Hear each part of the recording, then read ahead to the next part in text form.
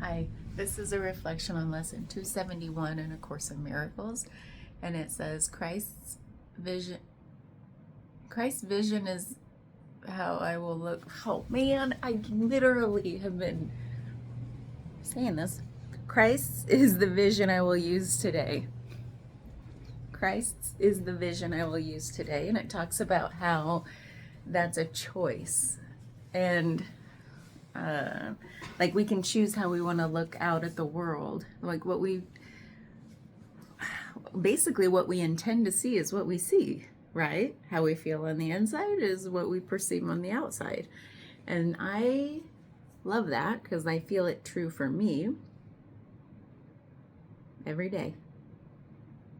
If I feel like I'm being a little, like have a downer of a mood, I look out and I might, what do you call it? Tap into or perceive more of the bummerness in every interaction moment, what I look out and see. And if I'm in an excellent mood, those things don't come into my awareness. And if they do, they don't have the same tinge, like the same flavor, right? So that's how I recognize that choice or intention. And then what this made me think of is I recently rewatched a movie called Free Guy. You might have seen it. And it's with Ryan Reynolds, and he's in a video game. He's just an NPC, a non-player character. And he starts to grow choice because he's AI. And so basically he's in this storyline, the first ever AI created, independent, like it was programmed, and then along the way he learned, and now he has free will, right? He has choice, and he's doing unexpected things in the game. But what it really made me think of is back to that same concept of, like, with this free will that we have all the free will of how we want to perceive our reality, our world. And his reality, when he kind of woke up to that, he had a knowing as he was like coming into awareness that, oh, I actually do have choice. I can choose what I'm going to do today, how I'm going to interact with people, instead of just taking things as they've always been. And then he sort of like woke up to this free will that he has. And he chose, because this is a video, you've probably seen it, I don't need to explain it, but anyway, if you haven't, there's like in any video, think of Grand Theft Auto, like there's missions, and you can go on missions, and most of the real people players who go into the game have an avatar and all that, and they choose to do crazy stuff like blow stuff up, rob people, like hold up banks, like, because free in this world, Ryan Reynolds' character named Guy, he works at a bank, and it's always getting robbed. And there's some funny parts in the movie, like where he's like, how many times a day do you get robbed? How does your bank get robbed? And one of the real people says, almost never. And they're like, because their bank gets robbed all the time, because it's in a video game where people go in there to act out behaviors they wouldn't normally do in the real world. So that's about the choice again. So he decides to be a good guy. Like, he literally doesn't want to do bad things. When he wakes up to, like, oh, I have choice, he chooses to be good. And then what he does is basically starts a whole revolution where as players get to know this about him, the real people players are like, I want to be good too. Like, they did some like montage of all these real people saying, oh my God, like it was like mind blowing to them that there was a person, at this point they still believed he was a real person, I think, that chose to only do good things. Like, he'd go on his own missions, but to do good. And so I remember that from, oh my God, it's bringing back so many memories of me playing Grand Theft Auto way like 20 plus oh my God, 23 years ago, I think I was playing it. And I was so tired of the missions. Like, I didn't really want to do that, and I didn't want to beat up old ladies and steal their money or whatever. So I'm like, and I don't like being held to a time commitment. And I was like, when I was video gaming, I wanted to like choose your own adventure. I liked The Sims. I liked Roller Coaster Tycoon. I liked these where you could world build without like an agenda or things to achieve. And so that probably says a lot about where I'm at now in my life. So I remember I like getting into Grand Theft Auto to play, but I didn't want to do bad things. And so I remember I did do some bad things. Like I would steal a fire truck and then I'd just listen to the radio and go put out the fires. So I was like, I still stole, but I did it for, I guess, a good cause. And there were other things too, like I was just trying to do good things in the game. There weren't as many as what you could do with bad intentions, but that's what reminded me of. So that this lesson was like all about choice and how we choose to see things, which led me to the movie I recently watched where this artificial intelligence wakes up and says, oh, I have choice and I'm going to choose to do good things. And that reminded me of my fire truck Grand Theft Auto time in life. And it's like, why do we,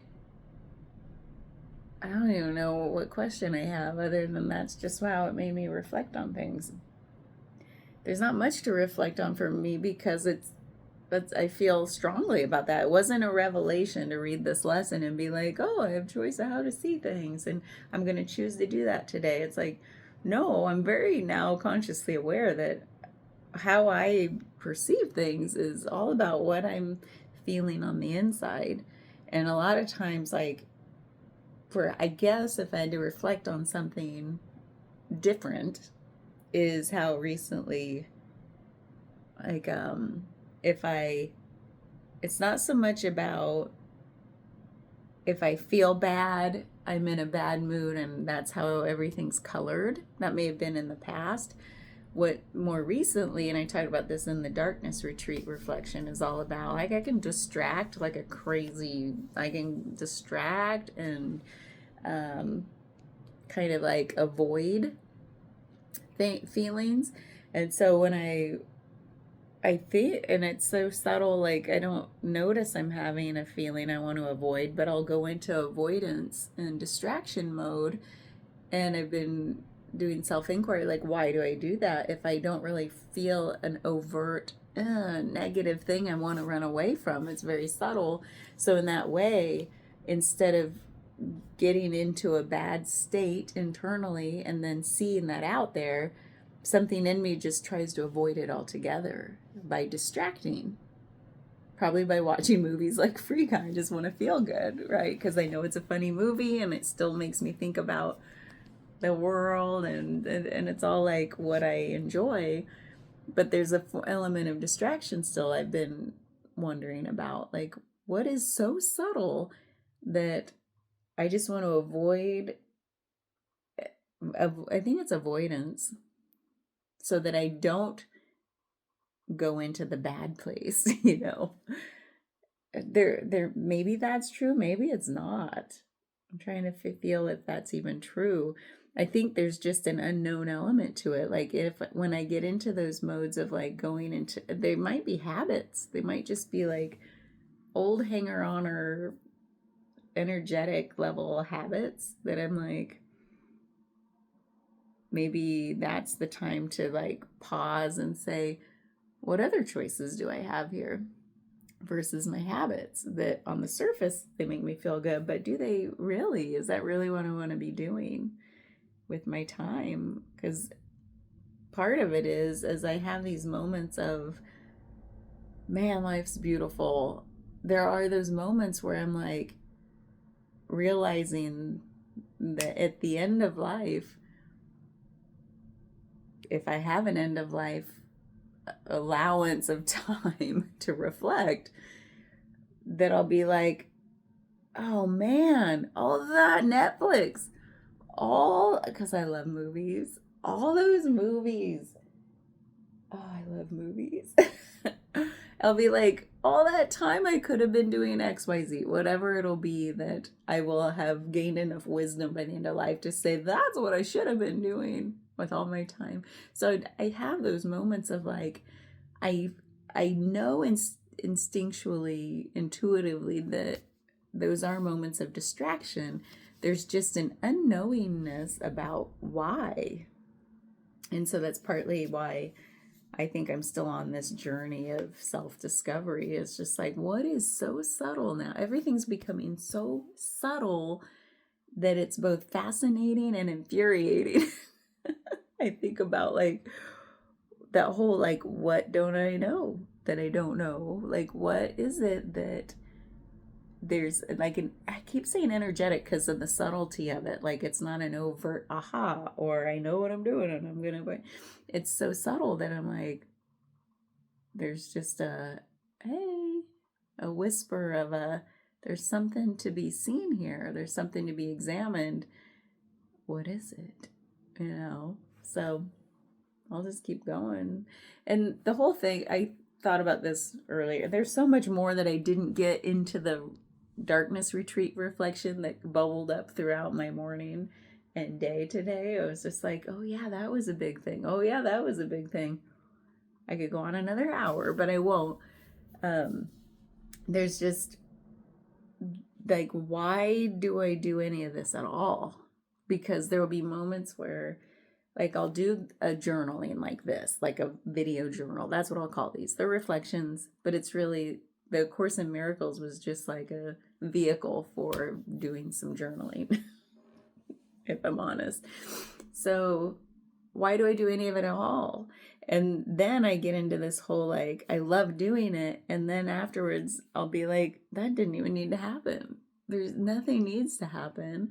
And then I think about, is that a thought that's true? Because it's a thought. Or is it a holdover from programming from my family or whatever, my history? Because there will be, like, my whole life, like, people who don't, and this is what I now reflect on, people who in my life along the way, before I found my people, who didn't really get me or didn't understand deep thinking, like contemplating the universe, just because it's fun, not because I'm trying to get an answer, but like, I love philosophy and poetry and quantum mechanics and all these things that just make my mind go, ooh. And the people who along the way who didn't think that way, and I would always want to start conversations like, oh, what if? Oh, what about that? Like, just to like spark conversation, not trying to get an answer. Those people, I think, always felt that I was trying to get like an answer to something. And then they'd say like, you think too much. And that I probably colored my adult life, like that whole second guessing, like, but I'm like, F no, you don't think enough. And then I'm like, wait a minute, they're onto something, because I've been trying to undo thoughts, not undo the thoughts, but undo the attachment to thoughts or the belief in thoughts. So then I'm like, man, those are really enlightened people who don't like to think about things. So isn't it funny? There's just a paradox about everything, or irony. So I'm happy with my level of thinking, because without just, because I think what it is it leads me to so many moments of awe, inspired, like, to go down a line of like contemplation. I don't even want to call it thinking. It's just like almost like daydreaming about all those topics I'm interested in, will lead me to these awe-inspiring and like life-affirming, visceral, like embodied sense, like knowings that are so beautiful and satisfying. I think I just found a spider. Yep, it's moving. found a cricket a minute ago. So that I'm like, no, if that's what contemplation leads to, hell yeah, I want more of that. And then I wonder for the people along the way who are just like, you think too much. I think it was maybe I made them uncomfortable. Like the reflection of what did I reflect in them that made them want to change me? You know what I mean? Because we don't set out to like tell people they do something too much or like they should change in some way unless maybe we reflect something that and they or they reflect something in us that we're like, no, I don't want to be confronted with that. So that's just my own personal. I've never really thought in depth about that till now. So that must be where this lesson led me. Like this whole we can choose how to see the world. And along the way, I kept with this tendency, and then other things would make me second guess that choice to see the world in a certain way to the point where now I'm like, I don't care about right and wrong. All I know is how I am and how it makes me feel. And so I'm going to choose to keep being the way I am that makes me feel the way I want to feel and not be the way that leads me to places I don't want to feel. Right. So, and that's the feeling is the resonance, like the alignment. Am I on track? Am I not on track with what the inside says? So, okay, I guess that's it. Bye.